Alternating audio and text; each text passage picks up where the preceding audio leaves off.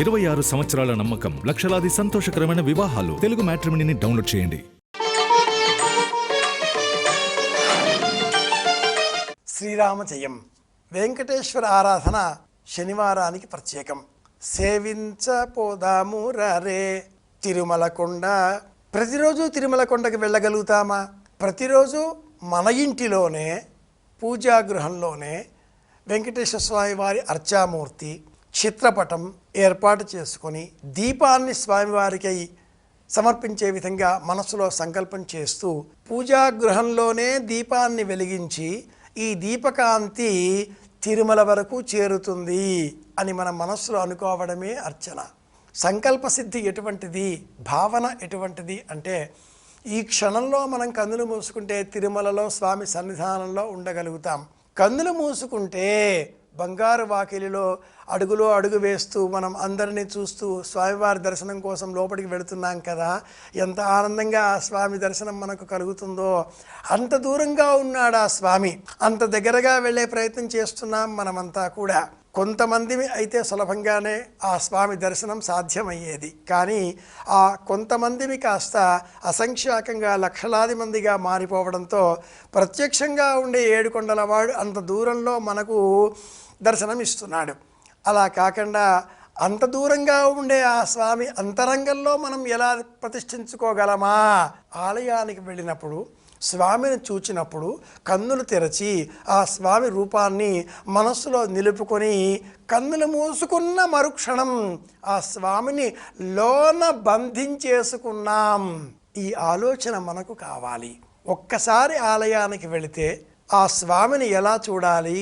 కన్నులు తెరచి విప్పార తెరచి ఆ స్వామిని పాదముల నుంచి కిరీటం వరకు అలా చూస్తూ చూస్తూ చూస్తూ తన్మయత్వంతో లోన నింపేసుకున్నాం. ఆలయంలో నుంచి బయటికి రాగానే ఇంకా ఎవరిని చూచే పని లేకుండా కన్నులు మూసుకున్నాం, బంధించేసుకున్నాం స్వామిని లోపల. స్వామిని చూచిన కన్నులతో ఇతరులను కూడా చూడడం ఆరంభం చేస్తే కొంత సమయానికి స్వామి రూపం మరుగున పడిపోతుంది, మరచిపోతాం. కాబట్టి మళ్ళీ వెళ్తాం, మళ్ళీ వెళ్ళి చూసే ప్రయత్నం చేస్తూ ఉంటాం. ఇలా ఏవం పునఃపునర్నత్వ, మళ్ళీ నమస్కారం చేస్తాం, మళ్ళీ వెళ్తాం, మళ్ళీ ఎప్పటికీ తనివి తీరదు. అలాంటి ఆ దివ్యమంగళ స్వరూపము ఏడుకొండలవాడు, కలియుగ ప్రత్యక్ష దైవం, ఆనంద నిలయవాసుడు శ్రీమన్నారాయణమూర్తి యొక్క ప్రత్యక్ష స్వరూపం శ్రీనివాసుడిని మన ఇంటిలో శనివారం నాడు ఎలా పూజించాలి? చిత్రపటాన్ని చక్కగా తుడిచి పుష్పమాలిక చేత అలంకరించి బియ్యం పిండి, ఆవు పాలు, ఆవు నెయ్యి, మరికొన్ని మధురమైన పదార్థములు, ఇలాయచీ, లవంగాలు, ఏలకులు, పచ్చకర్పూరం, వీటిని చక్కగా అందులో కలిపి ఒక ముద్దవల చేసి ఆ ముద్దను ప్రమిదవలె మార్చుకొని కరిగించిన నెయ్యి పేసి 2 దీపాలు వెలిగించి, ఒక దీపానికి నేను ప్రతీక, రెండవ దీపానికి పరంధాముడు శ్రీనివాసుడు శ్రీయపతి ప్రతీక, ఇలా 2 దీపాలు వెలిగించి ఆ దీపాలు చూచే కొద్దీ మన కన్నులలో నుంచి నీళ్లు కారుతాయి. మన మనస్సు మెట్లపైన వెళుతుంది, మోకాళ్ళ పర్వతం దాటుతుంది, వరసలలో నిలుచుంటుంది, బంగారు వాకిలికి వెళుతుంది, స్వామిని దర్శనం చేసుకుంటుంది, తిరిగి బయటికి వచ్చేస్తుంది. అనంతాళు వారి గారి ఆ గుణపము అదంతా కూడా చూస్తూ ఇలా అనుకునేసరికి ఈ దీపం కొండకు చేరుతుంది.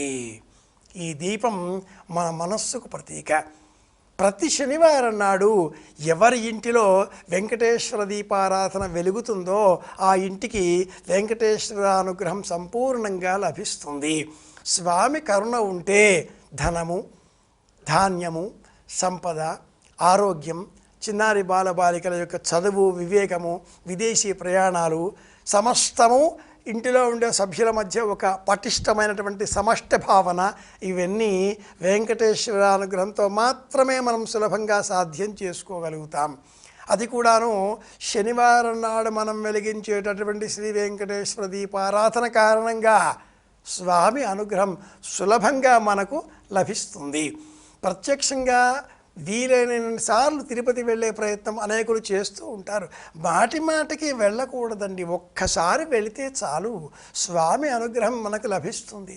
అదే పనిగా మళ్ళీ మళ్ళీ వెళ్ళాలి చూడాలి అనే ఆలోచన మనకు ఉంటుంది. స్వామిని ఎన్నిసార్లు చూసినా కూడా మనకు తనవి తీరదు. కానీ తోటివారికి కూడా అవకాశాన్ని అందించే బాధ్యత మన మీద ఉన్నది కదా. పరంధాముడి దృష్టిలో మనం ఇతరులకు అవకాశాన్ని ఇస్తున్నామంటే మనపైన ఆ స్వామికి ప్రత్యేకమైన ప్రేమ కలుగుతుంది.